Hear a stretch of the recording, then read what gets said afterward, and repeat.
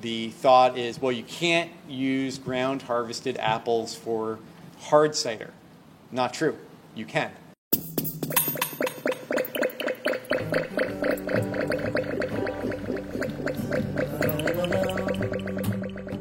Hello, my name is Ria Windcaller, and I am the producer and cider MC of this weekly podcast, where we speak with makers, cider enthusiasts, and folks within the cider trade from around the world. Hip, hip, hooray! Definitely feeling like it's summer, although we haven't really made it to summer solstice yet, which is June 21st. This here episode is rolling out on June 14th. I think it is, June 14th. And so we're, about 2 weeks out from solstice. And I like to, before we start talking about summer, just kind of talk a little bit about what happened, at least in my region, which is New England and also New York State. May apple blossom season was spectacular. I mean, absolutely jaw-dropping. You just felt love was in the air with all those apple blossoms, and everyone's feeling so hopeful you had that.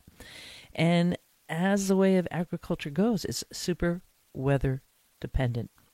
And wouldn't you know it, that little frosty frost came in and knocked out a lot of the crop. I'm hearing upwards to 90% crop loss in this region. So it's going to be a tough year for orchardists and certainly cider makers, and in turn, fans of cider. So I know some folks are putting out different callings for how to support different operations, like Scott's Farm up in Vermont. They have a different GoFundMe. I'll put a link to Scott's Farm here. If you have news like coming along the way, do send it this way to info@ciderchat.com. We want to keep people updated on that. It's a tough one, right? This is the way of agriculture. Farming is really difficult. And if you're an orchardist, you're a farmer. And so, we're holding you in our thoughts. And once again, a great reminder of how precious every single glass of cider is. So enjoy each sip as it comes. All right, I have a little bit more news on a happier note coming up. Just a little pause, and we'll be right back with news about New York Apple Camp this July. Set the date for New York Apple Camp. It's going to be taking place July 28th to July 30th. So that's a Friday, Saturday, and probably like a half day on Sunday. It's going to be taking place in the Hudson Valley at a center. Well, let me be more specific. It's going to be on the west side of the Hudson River.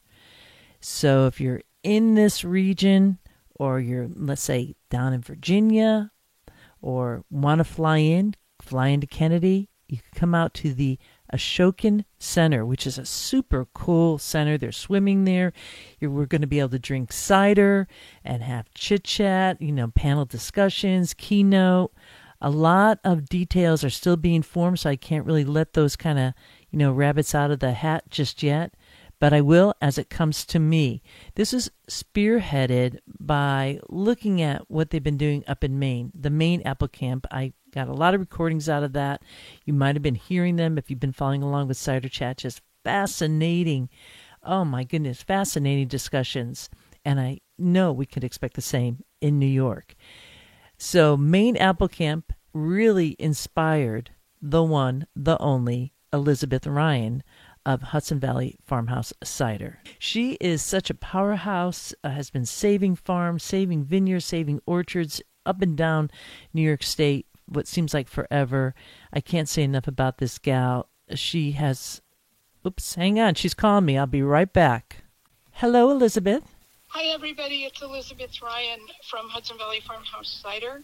I'm really pleased to be helping facilitate Maine Apple Camp in the Hudson Valley, and we're doing it at the Ashokan Center on the Ashokan Reservoir, a really incredible facility. We have a bunch of speakers lined up, including Ria Windcaller and myself and Dan Pucci and Matt Kaminsky and the great John Bunker, among others. So It's an exciting moment. We're a very historical place.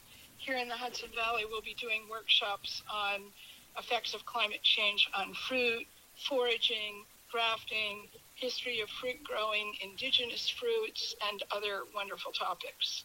So come and join us. There's going to be a Friday night gathering at Ashokan, workshops on Saturday, a big party Saturday night, Sunday morning sessions, and perhaps some really cool associated cider tours.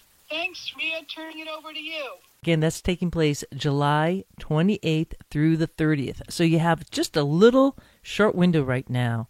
And in truth, Elizabeth and Hudson Valley Farmhouse Cider is bankrolling this. So they need your support to make it happen. And we need some good, happy energy out there. And what a bonus to be able to attend this camp. It's going to be phenomenal. The Ashokan Center is a place is known for being a dance camp and a music scene. This is going to be probably the apple cider event of the summer. I am going to be putting in the show notes the link to the website. It is now live and you could get your tickets. They have different settings where you could camp. You could bring a camper vehicle, you could tent, or you could be in a cabin or a bunkhouse. There's going to be food served. This is dynamite. So New York Apple Camp, what you need to do is you could go to the show notes for this here episode 371 or look up the following website. I'll read it to you. HV Center for Food, Art, and Ag.org. See, that's a lot right there. Be hard to remember. One more time. HV Center for Food, Art, and ag.org. That is a website that they are throwing this out on. But you can find it by just going to ciderchat.com, episode 371. You'll find the link there. I'll be there. I'm hoping to see you too. It's going to be fantastic in all the best cider and apple way.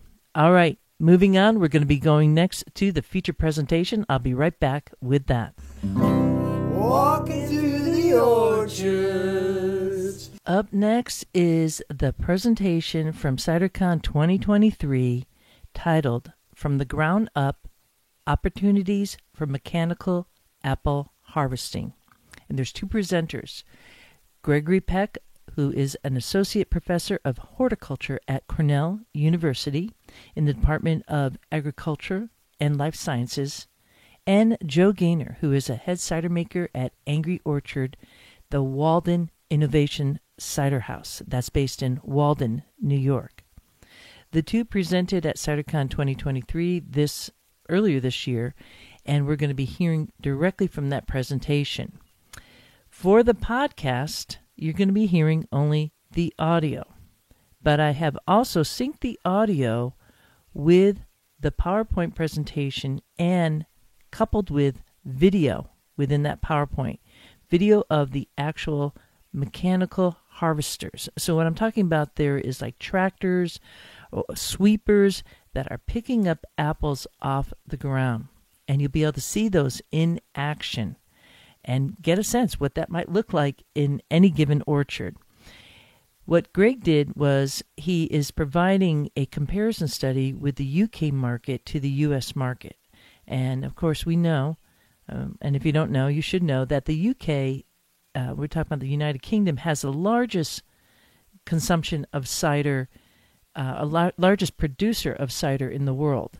And so there's a lot to be learned there. So tip of the glass to everyone in the UK. We're going to be looking at it from another perspective as he brings it in here of small, medium to large operations. So depending upon the size of your orchard, there are different tools that you could use. And of course, the price point is kind of challenging. So I'll be looking at that, also looking at the labor costs, and also a bit about climate, I think comes in here to play too.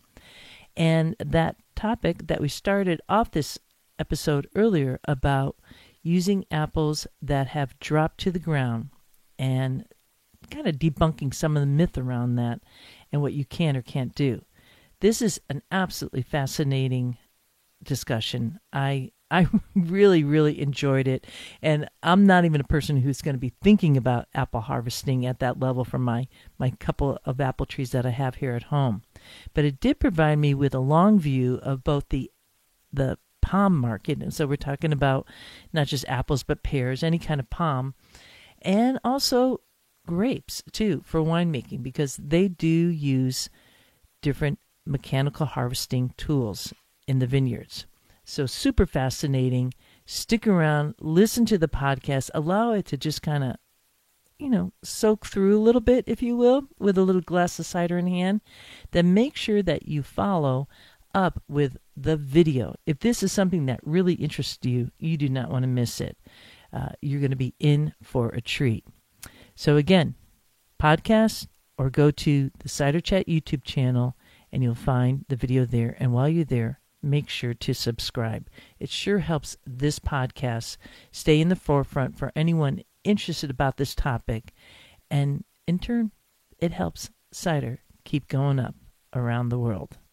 Without further ado, let's all grab a glass and join this presentation from the ground up, Opportunities for Mechanical Apple Harvesting, with Gregory Peck, Associate Professor of Horticulture at Cornell, and Joe Gaynor, Head Cider Maker at Angry Orchard. Good afternoon, everyone. I'm Greg Peck. I'm an Associate Professor of Horticulture at Cornell University, and be talking today about opportunities for mechanical apple harvesting for the cider industry. And I'm here with Joe Gaynor from Angry Orchard, and he's been one of our supporters and partners on some of these projects as we try to figure out what mechanical harvesting can look like for the United States. The story goes back, it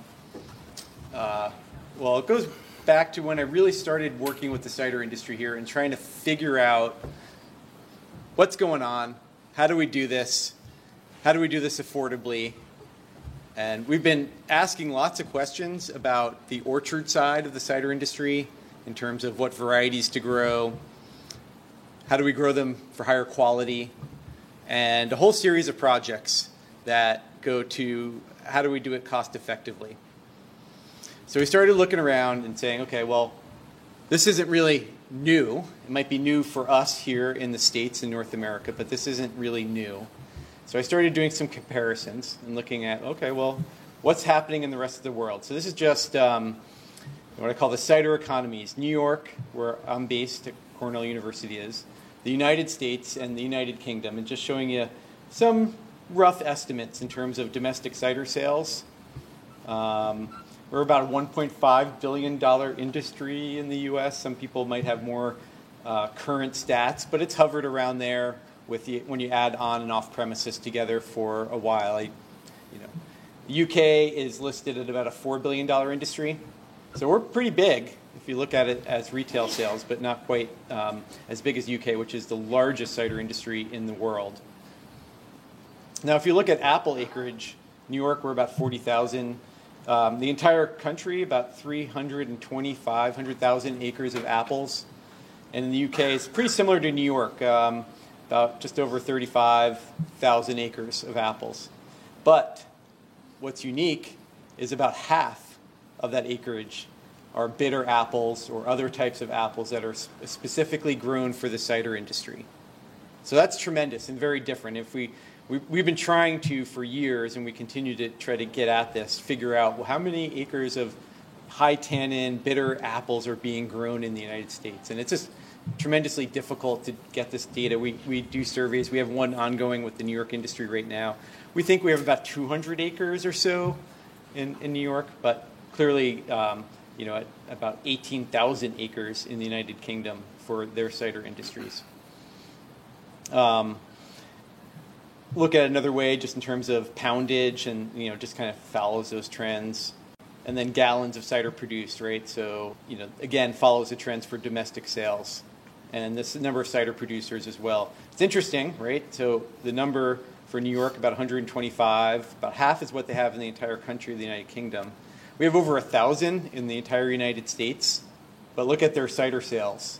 Very concentrated industry. The top 10 players really dominate everything they do there. And a lot of the production practices in the orchards really funnel from that because of that concentration and because they're supplying these big producers. And sophisticated in some ways, but efficient in other ways. And we'll look at that a little bit.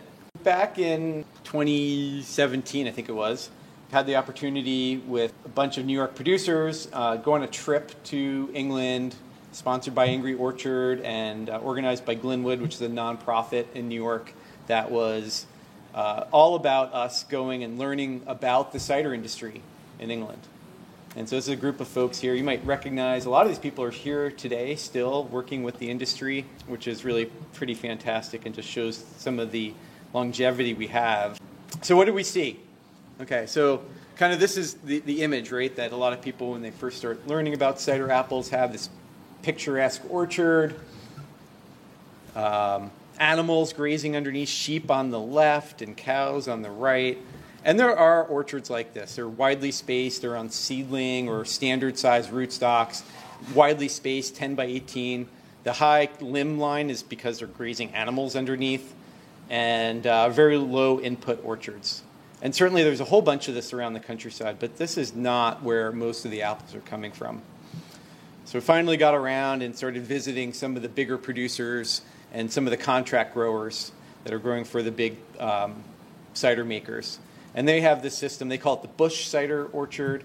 It's somewhat similar, if you're familiar with like a vertical axe. It's somewhere between a vertical axe and a tall spindle because it's two-dimensional, but like a semi-dwarf tall spindle. So more of a planar canopy, tall trees, much taller than we grow here, and much more widely spaced than we do for high-density fresh market apples, maybe only 300 trees per acre. And they've narrowed it down. About 60% of all apples in the UK are either Dabinet or Michelin. And they grow a handful of others. They grow the Girls, which is their new releases, which are mostly offspring of Dabinet and Michelin. And they're using semi-dwarf stocks, 106 and 111. They're the two that they really commonly use.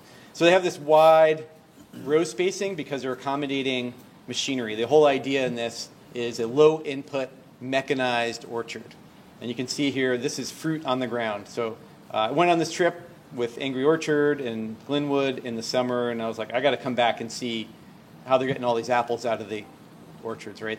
So we have labor problems, right? If you're an apple grower, it's hard to find pickers, right? It's expensive. It's always an issue. It has always been an issue, and our political situation or our economic situation is not going to make that easier.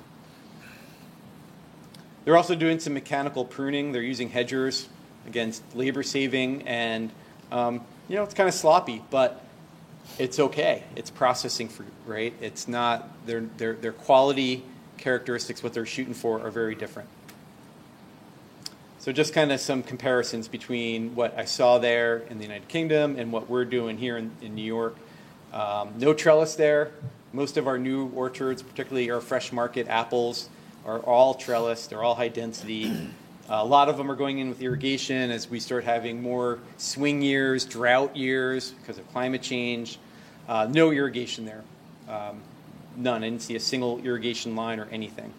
Very minimal spray. They have a few, they spray a little bit for scab. They have a couple of insect pests that some growers do. A lot of growers were like, yeah, some years my consultant, my agronomist comes by and tells me I should do this or that.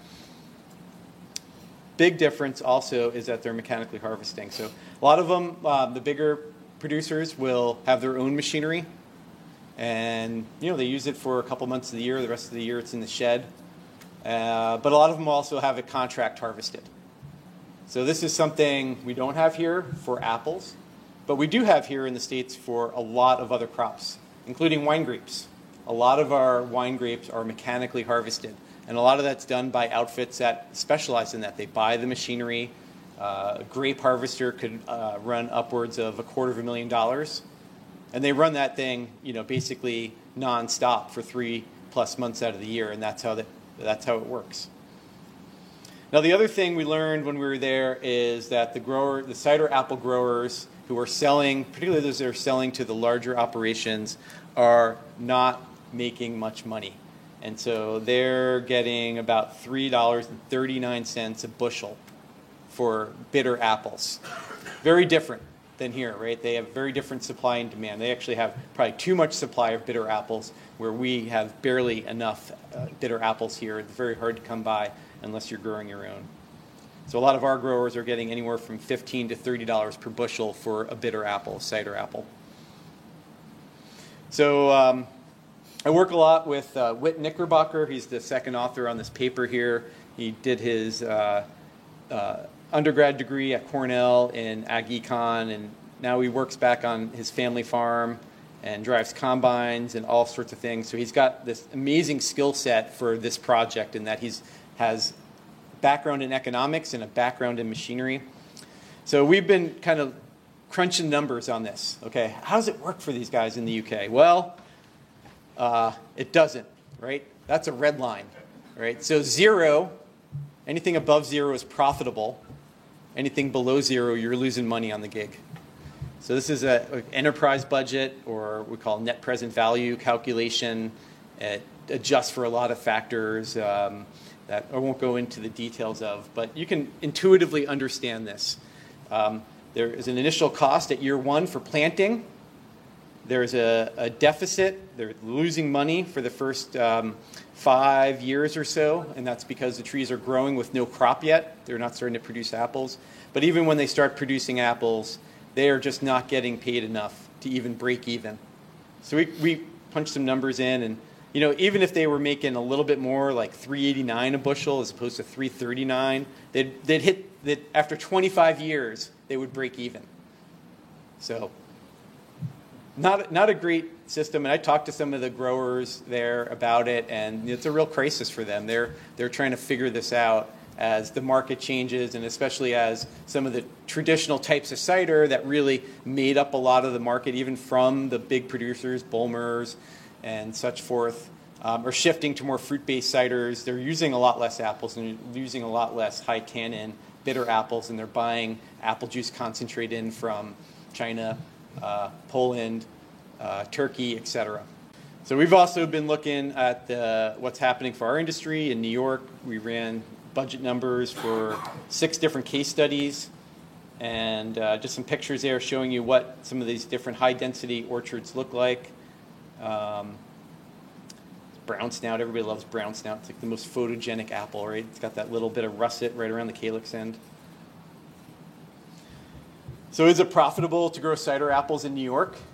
Well, for 5 of our 6 orchards, it was. And they had a whole range of different planting systems, semi-dwarf trees to dwarf trees, some using irrigation, some not. And there was about a 4.7-fold difference in the expected prices. And that was a real eye-opener, is that people are charging a lot of different numbers for those bitter apples, depending on their contacts, depending on who they are and what their reputation is, and people want to get a hold of certain growers' fruit. And we have other people who are growing some of this fruit and maybe don't realize the full price of it, or just sell it similar to how they sell other apples at basically wholesale processing prices. So that was a big contributor to the profitability range. Others were labor, extremely variable labor inputs. And of course, we had some growers in the Hudson River Valley just north of New York City. So it's expensive to hire people there, right? There's a lot of competition for their labor. Housing's expensive, so the laborers, the pickers' costs are more. To growers who are up in the Lake Ontario region, and where it's more inexpensive to hire labor. So this one orchard here, I'll just highlight. This was our one orchard that was never profitable. They were not charging enough, but they also were trying to grow cider apples using the most sophisticated, expensive, high-density system that they would be growing Honeycrisp, or for us, Snapdragon, which is a new Cornell release, or any of these really high, direct, fresh market apples. And just never made money. Now, I said that the price is really variable. We did a calculation where we evened out the price, and we said, okay, everybody just charged 35 cents a pound for their fruit. And you can see there that, again, still 5 out of the 6 orchards were profitable. Number 6 just still couldn't, even though we raised their prices, they still weren't making enough money. They just spent too much money putting that orchard in, and their labor costs were too much. So it's processing fruit. Other orchards really varied in terms of when they're break even, where they start crossing that zero line and start making money. And some of these orchards, the black and the dashed line here, tended to be a little bit more widely spaced trees, a little lower input, and their labor costs, of course, again, were lower.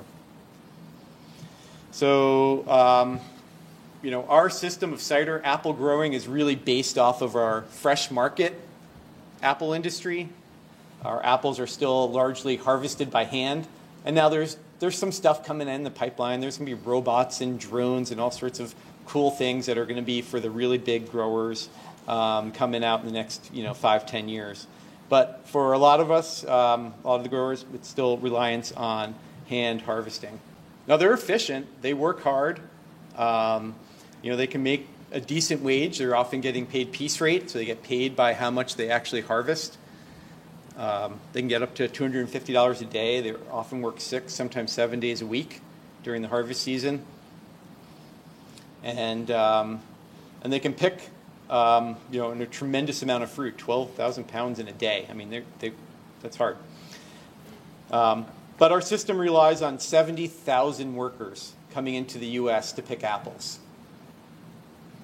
And, that's harder and harder to come by. There's systems in place. There's H-2A workers. The traditional system of migrant labor in the U.S. is really going away.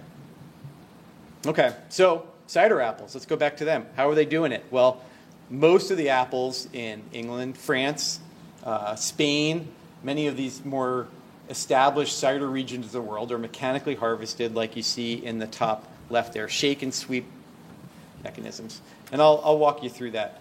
There has been some work in the U.S. Washington State University under Carol Miles has been doing some over-the-row harvesting, using berry harvesters or looking at some newer machines, trying to get the fruit right off of the trees.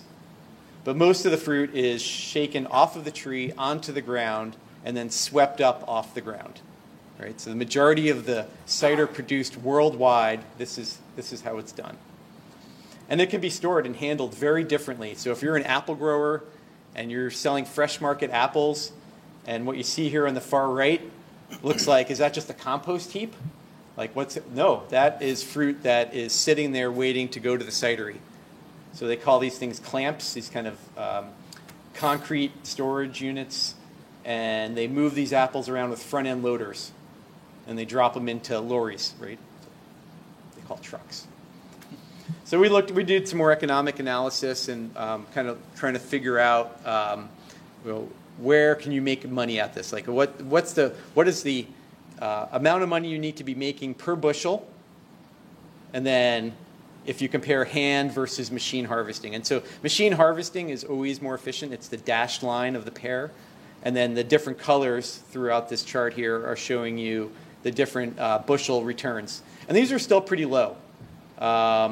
These are pretty close to bottom there. It's kind of processing fruit, really the low end of processing fruit, up to kind of the low, maybe medium range of what some of our cider apple growers are getting for bitter fruit. Okay, so let's talk a little bit about the process. So this is a hydraulic shaker, trunk shaker. Just grabs the trunk and it shakes. Right? Pretty cool. Right now a lot of that fruit's already on the ground, but there's a good video to show. So you can see all the leaves coming off. But those are Michelin apples on the ground. They're yellow apples, so they're a little hard to see with all the leaves. And it's probably 8 by 18. And they'll go through, they can do one shaker, one guy on a tractor, right? Just one person can go through and do about 10 acres in a day. And they can do this up to a week before harvest. And there's a lot of natural fruit drop as well, right? A lot of that fruit is just naturally dropping. So then the next step is that they're sweeping the apples. So they're putting them into windrows. So that front piece of equipment there in blue, it's kind of the chevron grid to it, and it's just moving the apples to the sides.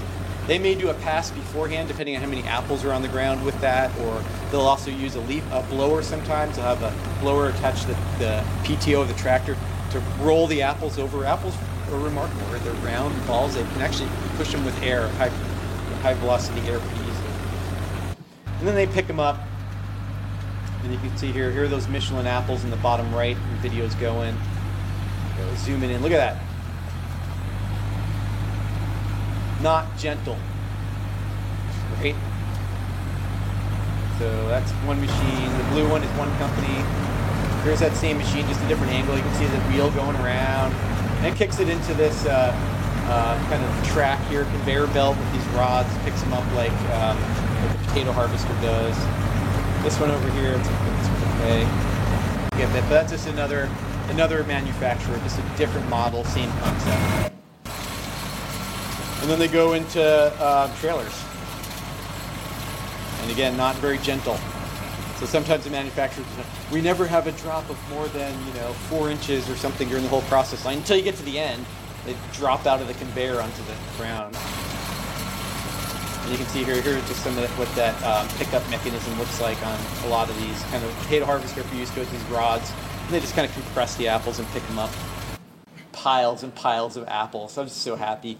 It was just awesome.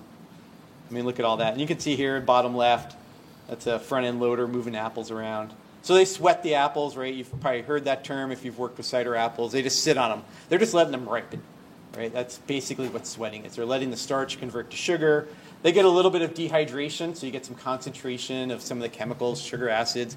Phenolics may concentrate in that process. But most of the time they're waiting on, they're sweating because they're waiting. They're waiting for the cider manufacturer to accept their load. And so they get slotted in as to when they can deliver apples. Their quality control here are those rods, those metal rods. This is Bulmers, the largest cider maker in the world. This is 30 tons of apples. And these trucks were just coming in, one after another. So I asked if I could swing the hammer, and he said no. It's like, it wasn't even a question. He's like, I'm not letting you near this thing. He was like Thor. So fruit quality says it all in the picture, right? It's pretty poor. Banged up, bruised up, rotted. And this is after they were sorting at this facility. This is not Bulmers. This is somewhere else. You can see some leaves in there. They do put them into water, so a lot of them will clean them. They get sprayed off. They'll get washed a little bit. But their biggest one is rocks. Rocks are a real issue for them because if a rock gets into their mill, that's a problem, right? So a lot of us who hand harvest fruit right now, we're not dealing with that. We don't have to, it's very rare to get a rock in there. So let's just go back and reflect a bit. In the United Kingdom, cider apples are largely sold through contracts with large-scale cider producers, right? So it's a very different supply chain than what we have here in the U.S. Top 10 producers are probably using more than 95% of all the apples. Bulmers alone is probably about half of all the apples. So they're probably taking about a quarter of all apples grown in the United Kingdom go to Bulmers. At least it was a few years ago. It's really kind of shifted for them recently. But then they own their own orchards. They do have their own, but they contract grow. About 120 different growers will contract grow with them. They have these long-term contracts, 20, 25-year-long contracts. And some of the other big producers like Thatcher's, Westons, they buy about another 10%. Reflecting on all this, and I still say to myself, well, if we want to scale up, if we really want more, and personally I love cider with a nice tannic backbone. I love cider apples. So I want to see it more in our products. Maybe it's not the majority of the industry, but I think we can find ways to try to scale this up, try to make cider apples more affordable. Now, we're probably not going to have that many large-scale operations. We're not going to have these large Bulmers types of orchards and these long-term contracts, at least not now. Maybe we'll get there eventually, but not now. So we have to look at this at multiple scales. So I sat down with Whit Knickerbocker and with one of my former PhD students. We said, okay, well, let's model this out. Let's see if we can make this work for small, medium, and large-scale operations. So we did some more budget work, and there are small, medium, large, or 5, 15, and 60 acre operations. And here's just some of the different types of equipment that we were looking at. This is Silver Fox. This thing is just battery operated. I mean, this is the smallest scale. This is pretty efficient though. This is just us. We just threw some apples on the ground to do a demo of it.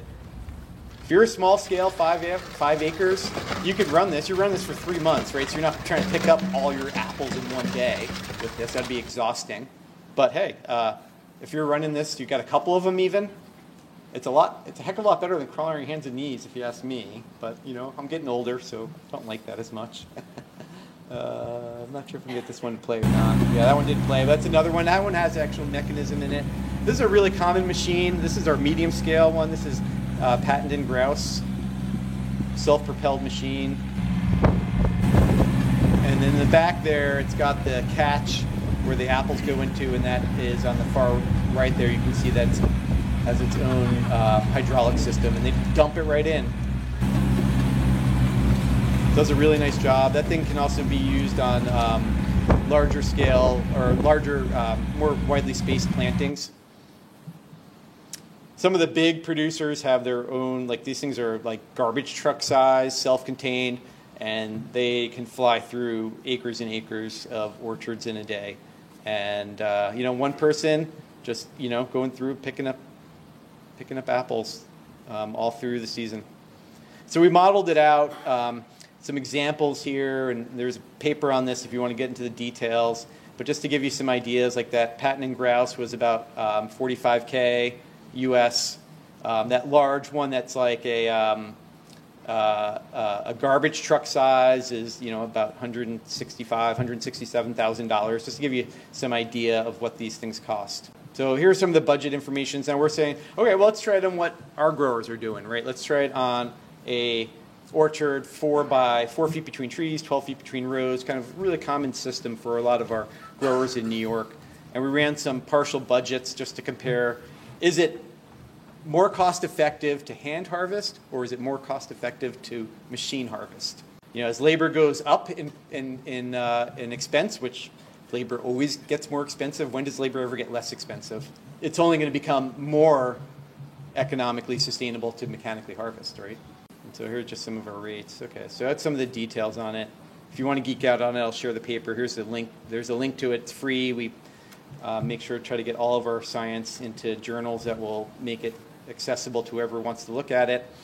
So here's some of the conclusions. Like, here's the headline. The headline is, mechanical harvesting hard cider apples is more economically favorable than hand harvesting, regardless of farm scale.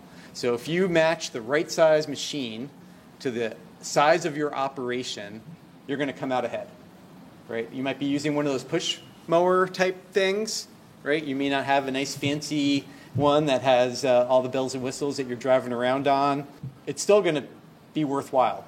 And we run the numbers, and you can kind of see, you know, the all economy of scale. The larger the operation, the more you're going to save money on mechanical harvesting. You know, part of this operation, right, is getting the apples off of the tree and onto the ground. So we looked at some different ways of doing this. We looked at a cable shaker, which is pretty inexpensive to purchase, a couple $1,000. And basically it attaches to the PTO. It's a cable, and you just wrap it around the trunk of a tree, and then it has like a little pneumatic thing, or hydraulic thing rather, on the tractor, and just shakes the tree and everything comes down. Versus a tree trunk shaker. And we looked at some different things, and basically it's better to get a trunk shaker, hydraulic shaker, versus a cable shaker, because you have one person versus two over the lifespan of the machine. And so this is just showing that as labor gets less expensive, it's still more cost effective to hand harvest, but especially at the bottom there, as labor gets more expensive, it just becomes more and more cost effective to be mechanically harvesting. It's intuitive, it makes sense, but we ran the numbers just to prove it. So here I am smiling again in front of giant piles of apples, because that's where, you know, love to see that. So apple harvesters are currently available, right? You can purchase them. We purchased one for a project that we'll talk about in a few slides. We have some dealers in North America. There's one in Quebec that we're working with.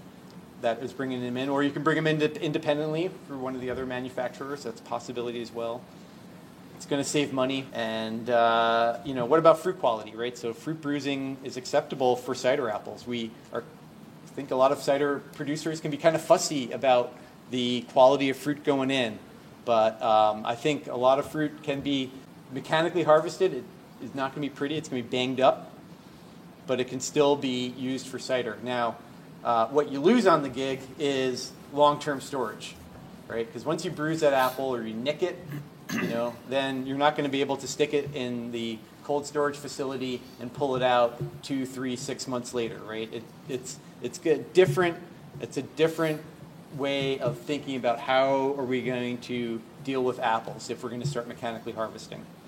Food safety questions always come up when I give this presentation, right? So we're getting apples off the ground, and our industry, based off of fresh market and juice industry, and a lot of our in the eastern U.S. are familiar with cider, sweet cider, and pick your own operation. So there's a lot of regulation around that. There's been some E. coli issues with apple juice and cider in the past, and so the thought is, well, you can't use ground harvested apples for hard cider. Not true. You can. And even under the new Food Safety Modernization Act, which is the new federal regulations for food safety of agricultural products, it is allowable to use ground harvested fruit. Now, there's some more paperwork involved, and you should talk to your local food safety regulators and find out some of the details. But you want to make sure that if you're ground harvesting, that fruit doesn't somehow end up into unfermented product, right? You want to make sure that fruit is destined for fermentation. And it's certainly not going to be for fresh market. Was your question? Yeah. So the question was, what about at the cider mill? What about separating fruit at the cider mill? Separating the fruit, but that same cider mill for... Right, so the same cider mill being used for fresh juice and hard cider production as well. It's a great question. I'm guessing that there are HACCP plans and certain cleaning steps that you'll have to follow when you switch from one product to the next. But I don't think it's like you need a separate mill and press, right? I think you can clean it. But have you asked? I have not asked. So, and certain states are different. New York is very favorable to this. That question specifically would have to ask somebody who's a regulator and not me. So Wisconsin's different. So there are some state differences, and that might be something as we move towards mechanical harvesting that we ask our ACA, the American Cider Association, to help get some more clarification on that. Right? We haven't had the industry get there yet, where this has come up, but we're heading there, and I'm going to keep pushing us that way because I think we need to go there. Now, minimal risk of enteropathogenic organisms in fermented cider. Been shown many times in many studies, basically through both the fermentation of the juice itself, right, which destroys either the organism or the potentially dangerous compounds that they make, or having a low alcohol solution, right, can also be something that is antiseptic. Now, of course, when you start working on this stuff, you get called into other things, and pathologists get involved, and so they find some cool things. And so there are, it's not 100%, right? So this is, we have this in preprint now, and plant pathologist colleague, did find one organism in New York soils that can have patulin contamination in hard cider. So it's something that we still need to think through and be careful of. We don't have any cases of this, and we have no record of any fresh apple juice coming from ground harvested apples, which it happens in New York, causing this, but just something to be aware of. Looking at New York, we looked at England, we looked at the economics, kind of trying to figure it out. There's regulatory issues that will continue to come up and as we start trying to push the limits on it. Started working just this past year with Angry Orchard, and here's Joe in the picture, and Jeff Christ in the middle, who's our farm, works with Joe, a farm manager there. And we got a grant from the New York Farm Viability Institute to purchase this machine back here. Actually, Angry Orchard bought this, and we're leasing it for part of this project. It's a Kraus SF1000A. It's about $50K. And it has a two-bin trailer on it, but it also does have like that hydraulic dump system like in that grouse, the patent in grouse. And we purchased this from Produce Tech, and they're up in Quebec. We'll give them a little plug because they've been very supportive. So getting apples off of the tree is something we're still trying to sort out. It's doing it in reverse. This is a shaker, tree shaker. It's a prototype system we borrowed from the USDA in Kearneysville, West Virginia. And I said, I want to try this in high-density apple orchard.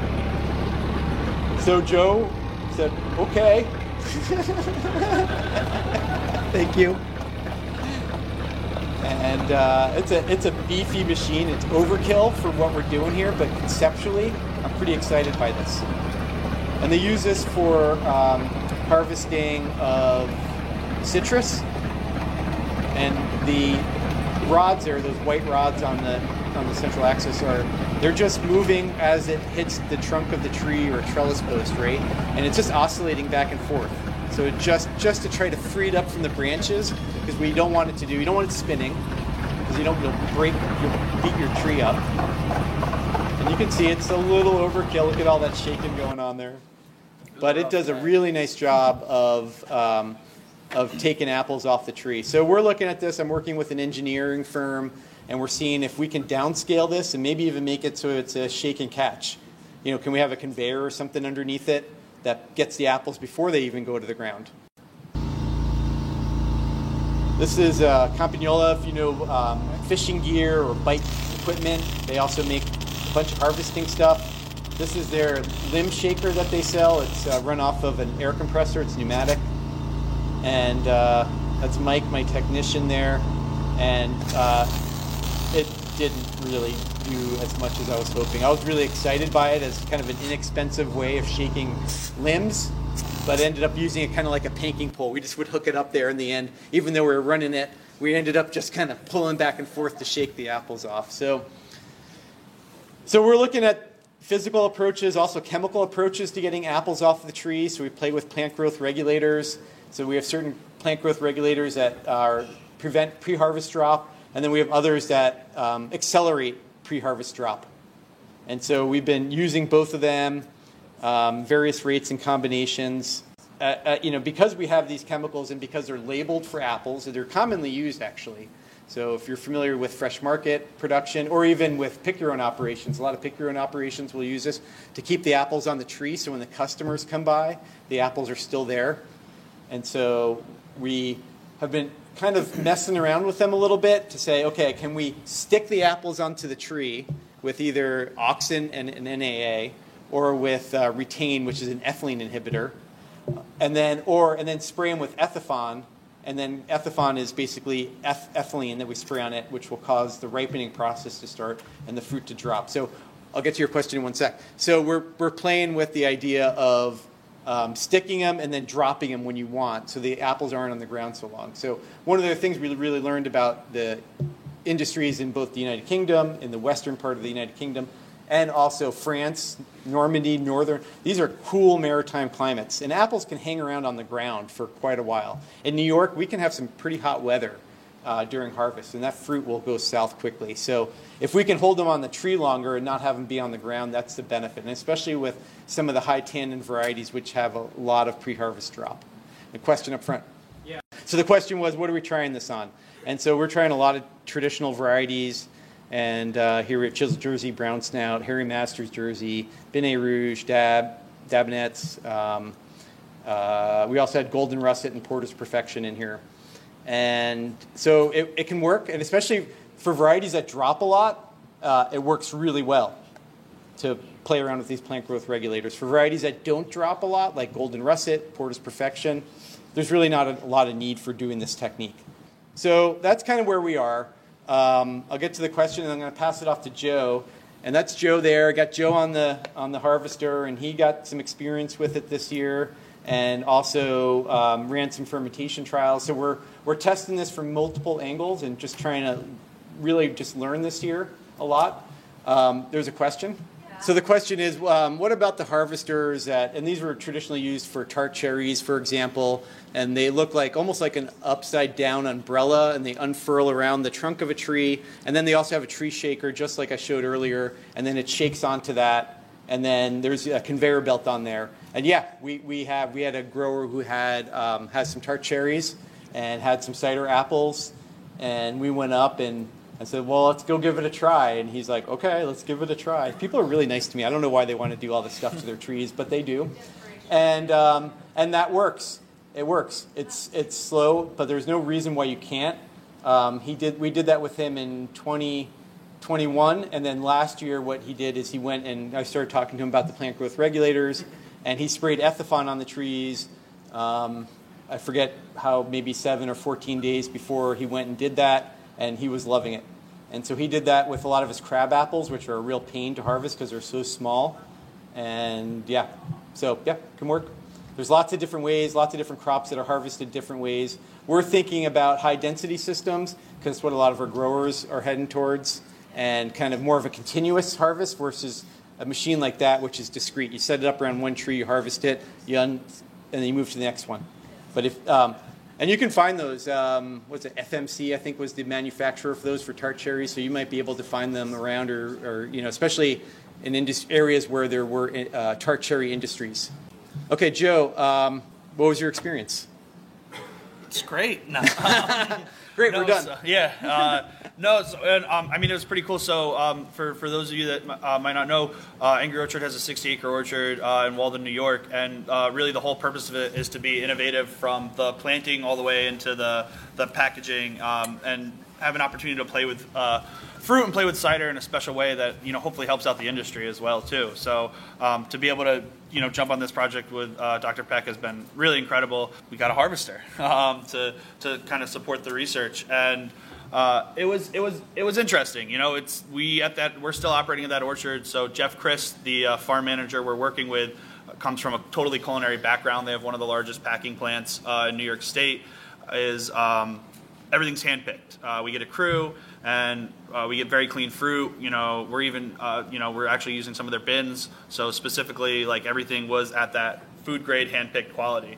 So bringing this kind of equipment in really changed the method that we were working with him, as at every level. Like, we have to segregate special bins that aren't going into the food program, so on and so forth. So it was really interesting to build it out this year, and we only got the harvester about halfway through the harvest this year. So we kind of just got our feet dipped into the water a little bit while we're kind of starting to plan out trials for next year. But on the farm, we have 30 different varieties of apples. Some of those varieties growing on 5 or 6 different rootstocks, even all the way from 938 to 41, all different sizes, and that harvester really. And the shaker, which scared the hell out of me, that shaker, all kind of work on different trees, different stocks, kind of worked in a little bit of a different way, and varieties too. So really, some of our early findings are that some sizes and some varieties work, sizes of trees and some varieties of apples work a lot better. Michelin, for example, it's funny that it's one of the bigger ones in England because it's a very stiff apple. It doesn't get beat up a lot as it falls on the ground, and doesn't get beat up in the machine. So even picking that up off the ground, going through the spinner, they're not getting too beat up where you're looking into like some of the pictures Greg showed that can be a little scary. Same with Porter's Perfection. We did a couple rows of Porter's Perfection. They're a little smaller. They're a little denser, hard apples again, thick skin, and they were coming out great, kind of on the back end of the machine. And then we got into things like Yarlington Mill, a little bit of a softer skin, easier to bruise apple, and those bins were a little scary looking. So I think, as we move into next year, we have these individual sections, these specific varieties, and we can kind of dial in where it works the best and what it works the best on for that specific machine we're operating. Storage, it changes the way we store things too. So again, just getting it halfway through harvest this year and being able to play with it, I think one of the first days is we kind of ran it through the orchard, did a couple sections, and got 8 bins. I put them into our apple storage, walked in the next day, and we have to press these today, which I'm sure everybody's kind of thinking about with the bruising and the process, stuff like that. So it just kind of started moving the gears in our mind as, you need the tank space right away. Everything, in that culinary world we're talking about again, everything's geared towards storing apples for 3 months and then pressing as you kind of get space. Whereas you go to Ballmer's and there's 100 million gallon tanks outside the building because the entire process has nothing to do with storing fruit, has to do with stocking it, pressing it, and filling those tanks. So even on a small scale, right away we're like, we need, if we're going to continue to mechanically harvest the fruit in the orchard, we're going to have to build out tank space to kind of match what we're going to do with the mechanical harvesting space. And then, fruit juice, cider quality. The fruit that we did intentionally harvest and ferment, we had no problems with. We didn't store it for any longer than that 1 or 2 days, like we were talking about. We tried to use the harvester on a Monday to, give us the week just in case.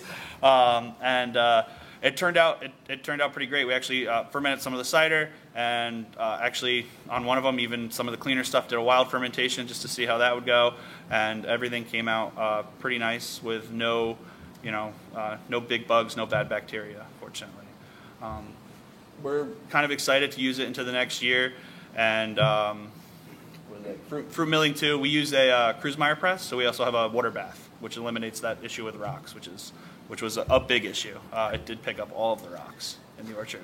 Yeah. The orchard looks nicer though now. So this was our first year doing it, and definitely noticed some damage from the oscillator machine. But I think, like Greg said, that was just kind of like a test run in small sections and an opportunity to look at that machine and see if it could be actually scaled down to work more appropriately. So yeah, and so that's a really great question, and we'll continue to look at the issue. The question was about, if you're shaking a tree, are you also potentially breaking off your spurs, which is your fruit, your flowers for the next year's fruit? And yes, that could be a concern. I think also that's where Ethifon could really come in handy, and if you're, because that'll really loosen up the fruit and just drop it right off.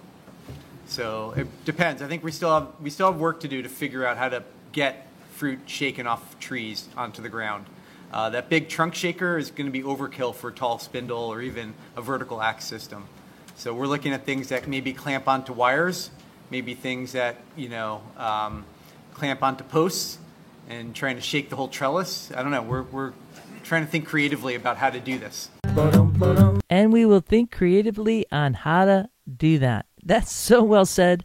Dr. Gregory Peck, Associate Professor of Horticulture at Cornell University. And we also heard there from Joe Gaynor, the head cider maker at Angry Orchard.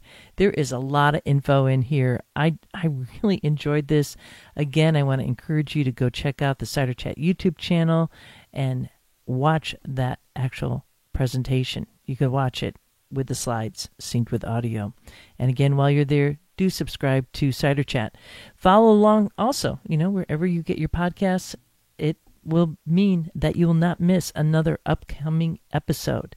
And last week, or I should say 2 weeks ago, because I'm on a every other week schedule right now releasing episodes. But for episode 370, we heard from Antoine Marot of Domaine Marot in Normandy, France. Just a fascinating conversation, and I want to thank everyone who wrote in and told me how much they enjoyed that episode. I'm not sure what that means, but maybe now that I have done almost 400 episodes, I'm finally getting better at interviewing, and maybe my knowledge is going up too. I'm asking the right questions. But I also think it's because Antoine is just an amazing person himself and quite the proficient cider maker. Really excited to keep on watching what they're doing there at Domaine Marot. On the next episode, 372, so there's another reason to subscribe, we're going to be hearing about spontaneous fermentation. This will be the last, I believe, of the series of episodes coming out of CiderCon, and this you're in for a doozy. Oh, my goodness. That will also have audio synced with the PowerPoint. You're going to need it because you're going to be hearing from Hughes, and he's going to be talking, he's a Frenchman, and he'll be talking about all these different exotic yeasts, some that I never heard about, and what that has to do with spontaneous fermentation. So, wow, we're gonna like jump in a little bit, and then we'll kind of go into like a summer mode, or maybe not. I don't know. Let's stick around. Lots more Cider Chat to be had. I appreciate you listening this far, and as always, if this podcast is worth your time, do consider becoming a patron today. Just go to the Cider Chat Patreon page, and you could join at any level. That's spelled Patreon, or hit the donate button at ciderchat.com. And with that, I leave you here. This is Rio Wind Caller signing off for now. Looking forward to seeing you in Ciderville. Drink it like this. There is a reason why we do it like this. There is a reason why we do it like this. There is a reason why we do it like this. There is a reason why we drink it like this. There is a reason why we do it like this. Yeehaw!